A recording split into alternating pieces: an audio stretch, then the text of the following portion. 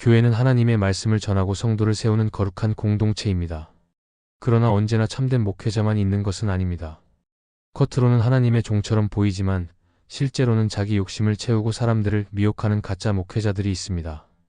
예수님께서도 양의 옷을 입은 이리를 조심하라고 말씀하셨습니다. 오늘은 그들이 어떤 말로 성도를 속이고 무너뜨리는지를 살펴보며 우리에게 필요한 분별의 눈과 바른 믿음이 무엇인지 함께 나누고자 합니다. 첫째, 가짜 목회자는 헌금하면 무조건 부자가 된다고 말합니다. 하나님께 드리는 헌금은 믿음의 표현이며 감사와 순종의 고백입니다. 성경은 우리가 가진 것이 모두 하나님의 것임을 인정하고 그분께 드릴 때 기쁨으로 드리라고 가르칩니다. 그러나 가짜 목회자들은 헌금을 왜곡하여 마치 하나님을 거래의 대상으로 삼도록 가르칩니다. 그들은 헌금을 하면 반드시 물질적인 부를 얻고 병이 낫고 인생의 모든 문제가 해결된다고 단정적으로 말합니다. 이런 가르침은 성경의 진리를 벗어난 거짓된 가르침이며 성도를 미혹하는 위험한 말입니다. 물론 성경은 하나님께서 헌신하는 자를 축복하신다고 말씀합니다. 말라기 3장에는 온전한 11조를 드리면 하나님께서 하늘 문을 열고 복을 부어주신다고 기록되어 있습니다. 그러나 여기서 말하는 복은 단순히 물질적인 풍요만을 의미하지 않습니다. 그것은 하나님과의 관계 안에서 누리는 평안과 보호, 삶의 필요를 채우시는 은혜까지 포함하는 더 깊고 넓은 축복입니다. 가짜 목회자들은 이 말씀을 편의대로 해석해 헌금을 내면 반드시 눈에 보이는 돈으로 보상받는다고 가르치지만 이는 하나님의 말씀을 왜곡하는 것입니다. 사도 바울은 고린도후서에서 하나님은 즐겨내는 자를 사랑하신다고 말했습니다. 헌금은 억지로 드리거나 어떤 보상을 기대하며 드리는 것이 아니라 하나님께 드리는 감사의 마음에서 비롯되어야 합니다. 그러나 가짜 목회자들은 성도의 불안과 욕망을 자극하여 헌금을 강조하고 헌금을 많이 드린 성도를 특별히 높이면서 헌금이 곧 신앙의 척도인 것처럼 가르칩니다. 이로 인해 성도들은 하나님을 진정으로 사랑해서 드리는 것이 아니라 물질적 보상을 바라는 마음으로 드리게 되고 결국 하나님과의 관계는 왜곡되고 맙니다. 예수님의 말씀을 보면 하나님 나라는 물질의 풍요와 직결되지 않음을 알 수 있습니다. 예수님은 이 땅에서 머리 둘 곳 조차 없으셨고 제자들에게도 나를 따르려면 자기 십자가를 지라고 말씀하셨습니다. 참된 제자는 부자가 되는 것이 목표가 아니라 하나님 나라를 먼저 구하는 사람이 되어야 합니다. 그러나 가짜 목회자들은 헌금을 이용해 성도를 유혹하며 마치 이 땅에서 부자가 되는 것이 신앙의 궁극적인 목표인 것처럼 말합니다. 이것은 성경적 복음과 완전히 다른 길입니다. 성경 속에서 가장 부유했던 솔로몬조차도 그의 물질이 하나님을 향한 마음을 지켜주지 못했습니다. 오히려 부와 권세가 그의 마음을 흐리게 했습니다.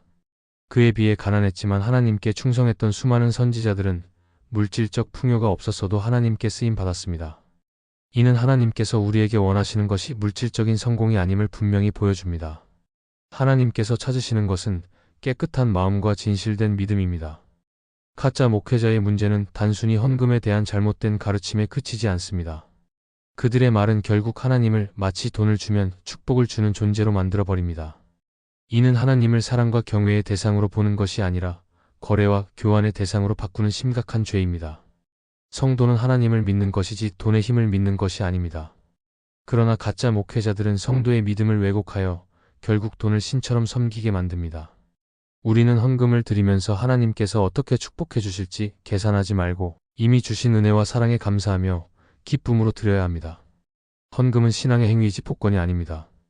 하나님께 드린 손길은 반드시 기억하시지만 그 보상은 우리의 생각을 넘어서는 방법으로 주어집니다. 때로는 물질이 아닌 건강, 가정의 평안, 영혼의 기쁨, 그리고 하나님과의 친밀한 관계로 채워주십니다. 이것이 진짜 축복입니다. 따라서 우리는 헌금을 강조하며 부자가 될 것이라고 말하는 가짜 목회자의 거짓말에 속지 않아야 합니다. 헌금은 하나님과의 관계에서 비롯된 사랑의 고백이지 거래의 수단이 아닙니다. 참된 목회자는 성도들이 헌금을 통해 하나님께 더 가까이 나아가고 물질이 아닌 하나님 자신을 더 사랑하게 만들지만 가짜 목회자는 헌금을 통해 자기의 욕심을 채웁니다. 그러므로 우리는 말씀을 기준으로 분별하고 하나님께 드리는 마음을 지켜야 합니다. 헌금은 하나님의 영광을 위한 것이지 우리의 욕심을 위한 수단이 아님을 잊지 말아야 합니다. 둘째, 가짜 목회자는 고난은 믿음 없는 증거라고 말합니다. 신앙생활을 하다 보면 누구에게나 고난과 어려움이 찾아옵니다. 성경은 믿음의 길이 결코 편안하고 쉬운 길이라고 말하지 않습니다. 오히려 예수님은 제자를 부르실 때 누구든지 자기 십자가를 지고 나를 따르라고 하셨습니다. 이는 믿음의 길이 고난을 포함한 길이라는 뜻입니다. 그러나 가짜 목회자들은 성도들의 마음을 흔들기 위해 고난을 왜곡합니다. 그들은 고난이 찾아온 이유를 단순히 믿음이 부족해서라고 말하며 믿음만 있으면 항상 잘 되고 병이 없고 어려움이 사라져야 한다고 주장합니다. 이런 가르침은 사람들을 잠시 위로하는 것처럼 보이지만 결국에는 신앙을 왜곡시키고 하나님에 대한 오해를 심어줍니다. 성경 속 믿음의 인물들을 살펴보면 오히려 그들의 삶은 고난의 연속이었습니다. 믿음의 조상 아브라함은 하나님의 약속을 받았지만 아들을 얻기까지 오랜 기다림과 시험을 겪었습니다. 요셉은 하나님의 꿈을 받았지만 노예와 감옥 생활을 거쳐야 했습니다. 다윗은 기름 부음을 받았음에도 오랫동안 사울에게 쫓기는 삶을 살았습니다. 사도 바울은 복음을 전하며 수많은 고난과 핍박을 경험했고 심지어 옥에 갇히기도 했습니다. 그들의 삶을 보면 고난은 결코 믿음 없는 증거가 아니라 오히려 믿음을 더 깊게 만드는 과정임을 알 수 있습니다. 예수님께서도 제자들에게 세상에서는 환난을 당할 것이라고 분명히 말씀하셨습니다. 그러나 동시에 담대하라, 내가 세상을 이기셨다고 약속하셨습니다. 신앙의 길에 고난이 찾아오는 것은 당연한 일이며 하나님은 그 고난 속에서 우리를 단련시키시고 성숙하게 하십니다. 가짜 목회자들이 말하는 것처럼 고난이 곧 믿음 없는 증거라면 성경 속 인물들 대부분이 믿음 없는 자가 되어야 할 것입니다. 그러나 성경은 오히려 그들을 믿음의 본보기로 제시합니다. 가짜 목회자들은 성도들이 고난을 겪을 때 그 상황을 이용해 자신들의 가르침에 더 의지하게 만듭니다. 예를 들어 믿음이 부족해서 고난이 온 것이라고 말하며 더 큰 헌신이나 특별한 예식을 요구합니다. 성도들은 그 말에 속아 자신이 더 잘하지 못해서 이런 고통이 왔다고 오해하고 결국 가짜 목회자의 권위에 의존하게 됩니다. 그러나 이는 진리에서 벗어난 길입니다. 성경은 고난이 반드시 죄나 부족한 믿음의 결과라고 말하지 않습니다. 오히려 고난은 하나님의 선한 뜻 안에서 사용될 수 있는 과정임을 강조합니다. 우리가 고난 속에서 기억해야 할 것은 하나님께서 우리를 버리셨다는 것이 아니라 그분이 여전히 함께 하신다는 사실입니다. 다니엘의 세 친구들이 불 가운데 던져졌을 때 하나님은 그 불을 없애주지 않으셨습니다. 그러나 그 불 속에 함께 하셨고 그들이 상하지 않도록 지켜주셨습니다. 이것이 바로 믿음의 모습입니다. 고난이 없는 것이 믿음의 증거가 아니라 고난 속에서도 하나님을 끝까지 붙드는 것이 믿음의 증거입니다. 또한 고난은 우리의 시선을 이 땅의 것에서 영원한 것으로 돌리게 합니다. 고난이 없으면 우리는 쉽게 세상에 안주하며 하나님을 찾지 않을 수 있습니다. 그러나 고난이 찾아올 때 우리는 하나님을 더 간절히 구하고 그분의 뜻을 묻게 됩니다. 이 과정 속에서 우리의 믿음은 더 단단해지고 성숙해집니다. 따라서 고난은 믿음 없는 증거가 아니라 하나님께서 우리를 더 깊은 믿음으로 이끄시는 도구가 될 수 있습니다. 그러므로 성도는 가짜 목회자의 거짓말에 속지 말아야 합니다. 고난이 왔다고 해서 믿음이 없는 것이 아니라 오히려 그 속에서 하나님을 더욱 의지할 기회가 됩니다. 성경은 고난 중에도 우리를 떠나지 않으시는 하나님을 증거하며 그분은 고난을 통해 우리의 삶을 빚어가십니다. 우리가 붙잡아야 할 것은 고난이 없는 삶이 아니라 고난 속에서도 함께 하시는 하나님입니다. 결국 고난은 믿음을 무너뜨리는 증거가 아니라 믿음을 세우는 과정입니다. 우리가 그 사실을 기억할 때 흔들리지 않고 끝까지 하나님을 바라볼 수 있습니다. 가짜 목회자들은 고난이 믿음 없는 증거라고 말하지만 성경은 고난을 통해 믿음이 자라난다고 말씀합니다. 그러므로 고난 속에서도 하나님을 신뢰하는 것이 참된 신앙의 길이며 그것이 우리의 가정을 붙들고 공동체를 세우는 힘이 됩니다. 셋째, 가짜 목회자는 성경보다 자기 말을 더 강조합니다. 교회의 중심은 언제나 하나님의 말씀이어야 합니다. 말씀은 우리의 신앙과 삶의 기준이며 하나님께서 우리를 인도하시고 가르치시는 통로입니다. 그러나 가짜 목회자들은 성경보다 자기 말을 더 강조합니다. 그들은 하나님의 말씀을 드러내기보다 자신의 생각과 경험을 높이고 성도들이 자신에게 의존하도록 만듭니다. 이로 인해 성도들은 말씀보다 사람의 말에 더 흔들리게 되고 결국 진리에서 멀어지게 됩니다. 성경은 분명히 모든 성경은 하나님의 감동으로 된 것으로 교훈과 책망과 바르게 함과 의로 교육하기에 유익하다고 말합니다. 이는 성경이 신앙의 최종 권위임을 뜻합니다. 그러나 가짜 목회자는 성경을 단순히 도구처럼 사용하고 자신의 주장을 합리화하는 근거로만 삼습니다. 설교 중에 성경 구절을 인용하는 것 같지만 실제로는 본문을 떠나 자기 이야기를 길게 늘어놓고 성도들이 감동을 받는 것처럼 착각하게 만듭니다. 그러나 진정한 감동은 사람의 언변이 아니라 성령께서 말씀을 통해 주시는 것입니다. 예수님은 광야에서 시험을 받으실 때도 자신의 말로 맞서지 않고 오직 기록된 말씀으로 사탄을 물리치셨습니다. 이는 하나님의 말씀이 최고의 권위라는 사실을 보여주는 본보기입니다. 사도 바울 역시 사람의 지혜로가 아니라 하나님의 말씀과 성령의 능력으로 복음을 전했습니다. 그러나 가짜 목회자들은 말씀보다 자신의 권위와 지혜를 더 앞세우며 성도들이 말씀을 직접 읽고 깨닫지 못하게 만듭니다. 오히려 자기 말만 들어야 안전하다고 가르치기도 하며 성경을 바르게 해석하려는 노력을 막습니다. 이러한 태도는 결국 말씀의 자리를 빼앗고 자기 자신을 높이는 행위입니다. 가짜 목회자가 강조하는 것은 예수 그리스도의 십자가가 아니라 자신의 비전과 계획이며 성도들에게 필요한 것은 말씀을 따르는 삶이 아니라 자신을 따르는 충성이라고 가르칩니다. 그래서 성도들은 점점 하나님의 음성을 구하기보다 목회자의 말만 기다리게 되고 신앙의 중심이 하나님이 아닌 사람에게로 옮겨집니다. 구약의 사무엘 시대에도 이스라엘 백성은 하나님의 음성을 듣지 않고 자기 귀에 듣기 좋은 거짓 선지자의 말을 따르다 결국 멸망을 겪었습니다. 참된 선지자는 하나님의 말씀을 전하는 자였지만 거짓 선지자들은 자기의 이익을 위해 말했고 그 말은 사람들의 마음을 기쁘게 했지만 결국 진리에서 멀어지게 했습니다. 오늘날 가짜 목회자들도 똑같은 방식으로 성도를 미혹합니다. 듣기 좋은 말만 하고 부담 없는 말만 하며 결국 성도의 영혼을 하나님의 말씀에서 멀어지게 합니다. 성경은 하나님의 말씀을 가까이 하는 자가 지혜롭다고 말합니다. 그러므로 성도는 목회자의 말에 앞서 반드시 성경을 직접 읽고 묵상해야 합니다. 목회자가 전하는 말이 하나님의 말씀과 일치하는지 분별해야 합니다. 그러나 가짜 목회자는 분별을 막기 위해 성경을 직접 읽지 말고 자신만 의지하라고 가르치기도 합니다. 이것은 성도의 영적 성장을 가로막고 결국 하나님과의 직접적인 관계를 끊어버리는 심각한 잘못입니다.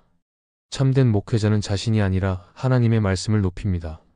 자신을 드러내기보다 성경의 권위를 드러내며 성도들이 말씀 속에서 하나님의 음성을 듣도록 돕습니다. 그러나 가짜 목회자는 자신의 경험, 계시, 언변을 내세워 성도들을 사로잡으려 합니다. 그들의 말은 잠시 감동을 주는 것 같아도 결국 성도의 믿음을 흔들고 말씀 위에 세워져야 할 신앙을 모래 위에 짓게 만듭니다. 따라서 우리는 반드시 기억해야 합니다. 교회의 중심은 사람의 말이 아니라 하나님의 말씀입니다. 성경보다 자기 말을 강조하는 가짜 목회자의 거짓된 가르침에 속지 말고 언제나 성경으로 돌아가야 합니다. 말씀은 살아있고 운동력이 있으며 우리의 영혼을 살리고 가정을 세우며 교회를 바르게 인도합니다. 우리가 말씀을 가까이 할 때 가짜 목회자의 말은 힘을 잃게 되고 우리의 믿음은 하나님 안에서 더욱 굳건히 세워질 것입니다. 넷째, 가짜 목회자는 성도의 고통을 이용해 자신의 권위를 세웁니다. 하나님께서 세우신 참된 목회자는 성도의 고통을 함께 짊어지고 눈물로 기도하며 위로하는 사람입니다. 그러나 가짜 목회자는 성도의 아픔을 이용합니다. 그들은 성도가 병들고 힘들 때 진실한 위로와 말씀의 소망을 주기보다 그 상황을 자신의 권위를 강화하는 기회로 삼습니다.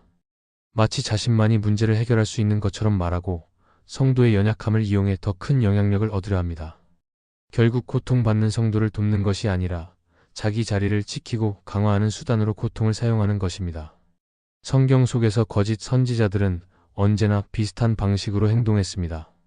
에스겔서에 보면 거짓 선지자들이 백성의 상처를 치유하지 않고 가벼운 말로 덮어버렸다고 기록되어 있습니다. 그들은 백성의 눈물을 이용해 자신을 드러내고 진정한 회복이 아닌 거짓된 평안을 외쳤습니다. 오늘날의 가짜 목회자들도 성도의 아픔을 제대로 돌보지 않고 오히려 그것을 통해 자신이 특별한 영적 권위를 가졌다는 식으로 강조합니다. 그래서 성도들은 더 깊은 상처를 입게 되고 하나님께 시선을 두는 대신 사람에게 의존하게 됩니다. 예수님의 모습은 전혀 달랐습니다. 예수님은 고통받는 자를 이용하지 않으셨습니다. 병든 자를 치유하실 때조차 그들을 사람들 앞에서 과시의 도구로 삼지 않고 은밀하게 회복시키시며 하나님의 사랑을 드러내셨습니다. 예수님은 울고 있는 자와 함께 우셨고 무거운 짐 진 자들에게는 쉬라고 말씀하셨습니다. 참된 목자는 양을 위해 자기 생명을 버리는 사람이지만 가짜 목회자는 양의 상처를 이용해 자신의 이익을 챙깁니다. 팀 켈러는 그의 책왕의 십자가에서 이렇게 말했습니다. 고통 속에 있는 사람들에게 가장 필요한 것은 해결사가 아니라 동행자이다. 진짜 복음은 우리의 문제를 즉시 없애는 것이 아니라 그 문제 한가운데서 우리를 붙들고 계신 하나님을 보게 하는 것이다. 참된 목회자는 성도의 고통 속에 동행하며 하나님의 위로를 전하지만 가짜 목회자는 자신을 해결사로 포장해 성도를 종속시킵니다. 성도는 목회자가 아니라 하나님께 의지해야 하는데 가짜 목회자는 고통을 이용해 성도가 하나님보다 자신을 의지하게 만듭니다. 가짜 목회자가 성도의 고통을 이용하면 교회는 점점 건강을 잃습니다. 고통받는 자는 말씀의 위로와 공동체의 사랑으로 세워져야 하는데 오히려 더 큰 두려움과 의존심 속에 갇히게 됩니다. 성도들은 고난을 통해 하나님께 나아가야 하지만 가짜 목회자의 잘못된 가르침 때문에 사람을 의지하며 진정한 회복을 경험하지 못하게 됩니다. 이는 성도의 신앙을 성숙하게 하지 못하고 오히려 미숙하게 머물게 만듭니다. 우리가 기억해야 할 것은 목회자의 말이나 손길이 아니라 오직 하나님의 은혜가 성도를 살린다는 사실입니다. 참된 목자는 성도를 하나님께로 이끌고 고통 속에서도 하나님을 더 의지하도록 돕습니다. 반면 가짜 목회자는 성도를 자신에게 묶어 두려움과 의존으로 교회를 지배합니다. 결국 성도의 영혼은 자유를 잃고 교회는 하나님의 영광을 드러내지 못하게 됩니다. 따라서 성도의 고통을 이용하는 가짜 목회자를 분별해야 합니다. 그들의 말과 태도를 통해 누구를 높이고 있는지를 살펴야 합니다. 참된 목회자는 언제나 자신을 낮추고 하나님만을 높입니다. 고통받는 성도와 함께 울며 그 눈물을 하나님께 올려드립니다. 그러나 가짜 목회자는 성도의 눈물을 자신의 권위와 명예를 높이는 재료로 사용합니다. 이것이 바로 양의 옷을 입은 이리의 모습입니다. 성도는 오직 하나님의 말씀과 성령의 위로를 붙들어야 합니다. 목회자가 아니라 하나님께 시선을 두고 고통 가운데서도 하나님의 은혜를 의지할 때 비로소 진정한 회복을 경험하게 됩니다. 성도의 고통을 이용하는 가짜 목회자에 속지 않고 참된 목자를 따를 때 교회는 건강을 회복하며 하나님께만 영광을 돌리게 됩니다. 가짜 목회자의 문제는 단순히 잘못된 말과 행동에서 끝나지 않습니다. 그들의 거짓은 성도의 믿음을 흔들고 교회를 병들게 하며 결국 하나님께 향해야 할 시선을 사람에게 묶어버립니다. 그러나 성경은 우리에게 분명히 말씀합니다. 나무는 그 열매로 알 수 있고 거짓된 가르침은 결국 드러난다고 하셨습니다. 그러므로 우리는 사람의 말에 휘둘리지 말고 오직 하나님의 말씀을 기준으로 삼아야 합니다. 헌금을 통해 부자가 된다고 속이는 말이나 고난이 믿음 없다는 단정, 성경보다 사람의 말을 높이는 태도, 성도의 고통을 이용하는 권위 세우기와 같은 모습은 모두 가짜 목회자의 특징입니다. 참된 목회자는 언제나 말씀을 드러내고 성도의 눈물을 닦아주며 하나님께만 영광을 돌립니다. 오늘 우리가 이 진리를 붙잡고 깨어있을 때 교회는 거짓의 어둠을 이기고 하나님의 빛을 드러내게 될 것입니다. 이 말씀이 마음의 은혜가 되셨다면 좋아요와 구독으로 함께 해주세요. 그리고 댓글에 아멘이라고 남겨주시면 하나님의 은혜가 더 많은 사람들에게 전해질 것입니다. 여러분의 삶 위에 하나님의 은혜가 언제나 함께 하시기를 바랍니다. 감사합니다.